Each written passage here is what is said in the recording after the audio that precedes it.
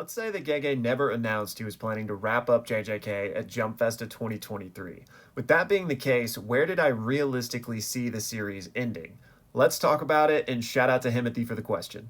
All right, so funnily enough, in back-to-back years at Jump Festa, Gege said that JJK was probably ending the next year. And the first year, it didn't because he showed up again the next year, right? So part of me was coping when he said it in the most recent year that I was like, oh, maybe he's just mistaken and we'll actually get more JJK. So if I'm remembering correctly, we were around chapter 240 when that Jump Festa announcement dropped, which means we were right after the Gojo Sukuna fight and right in the beginning of the Sukuna Gauntlet. So we were clearly already in the end game of JJK. I knew it wasn't going to be a 500 chapter manga even without Gege's announcement. But in a perfect world, I would have assumed that we maybe had about 60 or 70 chapters left from that point instead of the 30 that we did have. So in my perfect world, I would have loved if JJK was like a 300 or 320 chapter manga, just because I feel like that would have given a lot more space to breathe for things at the end. And, maybe we wouldn't have had to just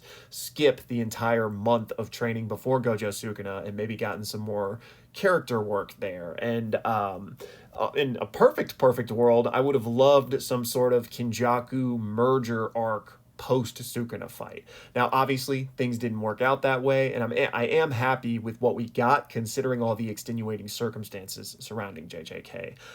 Notably, Shonen Jump's deadlines that was already locked in, and JJK was going to have to conclude by that time, but also Gege's health and passion levels. I mean, we got to remember that JJK wasn't even meant to be a 200 chapter manga. Jujutsu Kaisen 0 was meant to be a one shot, right? But his editors talked him into, hey, you should make this a whole series. And I don't think Gege hated JJK all throughout it or anything like that, but I do think it's clear he was ready to move on to something else. And again, being plagued by all of those health issues didn't help things either. So yeah, in a perfect world, I would have loved like a 350-ish maybe JJK, but it is what it is.